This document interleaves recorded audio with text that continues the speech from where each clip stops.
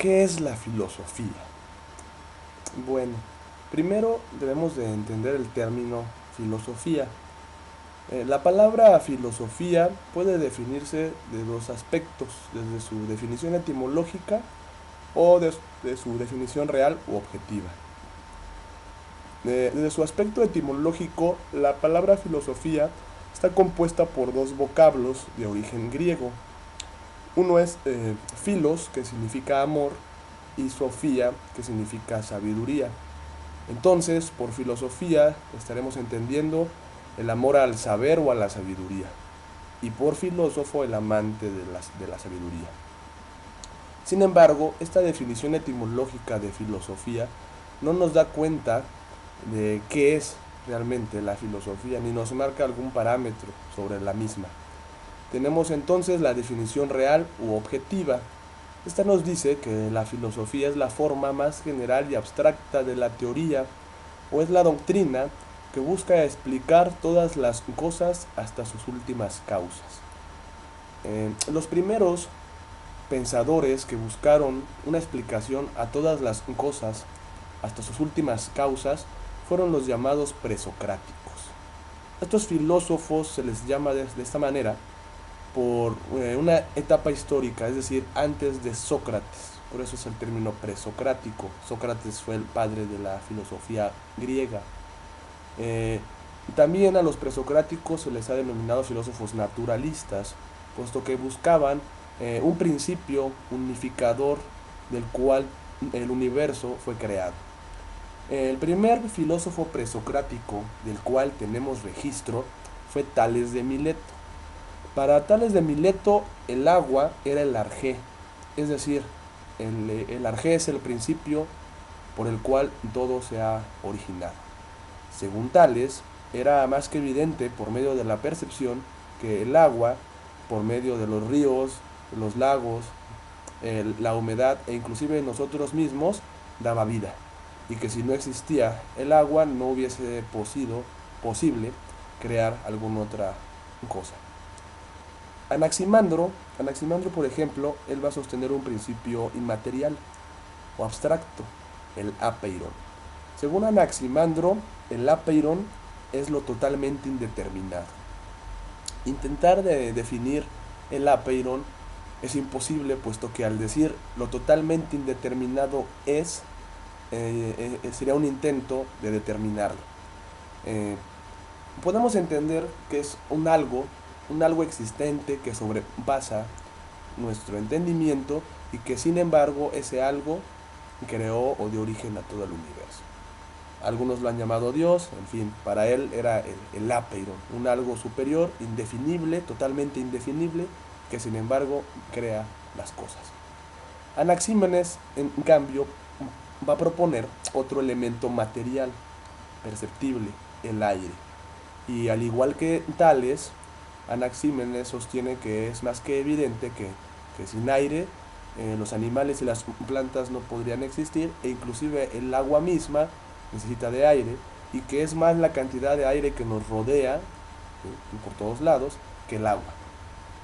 Eh, Pitágoras, Pitágoras va a sostener que el arjé es el número.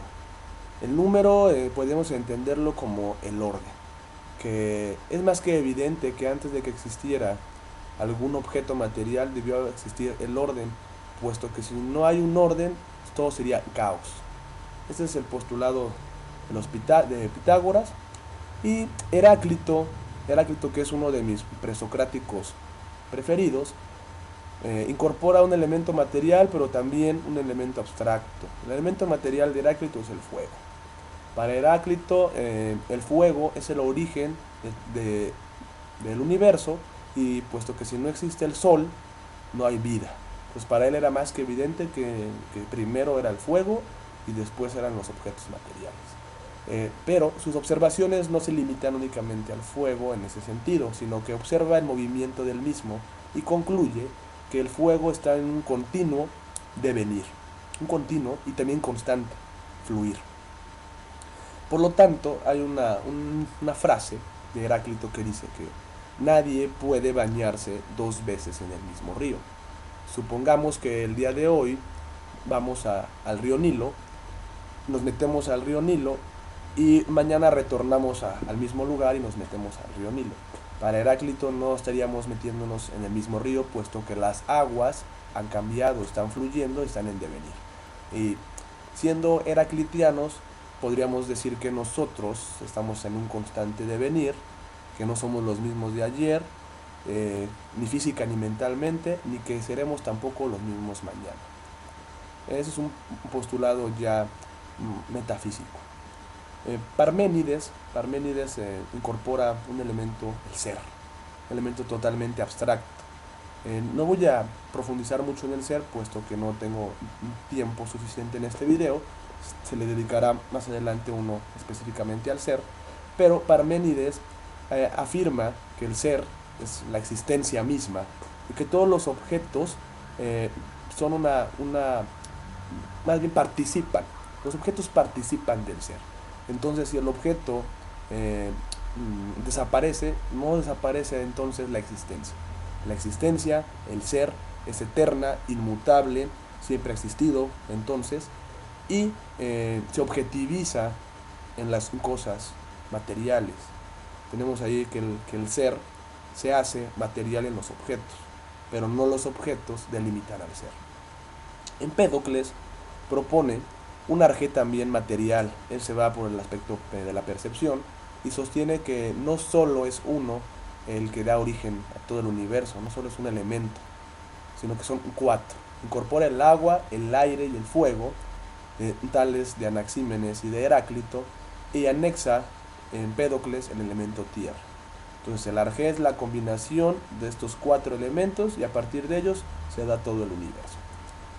En cambio, Demócrito sostiene que si bien sí son elementos materiales, pero son los átomos. Con Demócrito tenemos ya la primera definición de átomo como esa partícula de materia indestructible que se combina de múltiples y de infinitas maneras para dar lugar a todos los objetos materiales. Y por último, y no por menos importante, tenemos a Anaxágoras.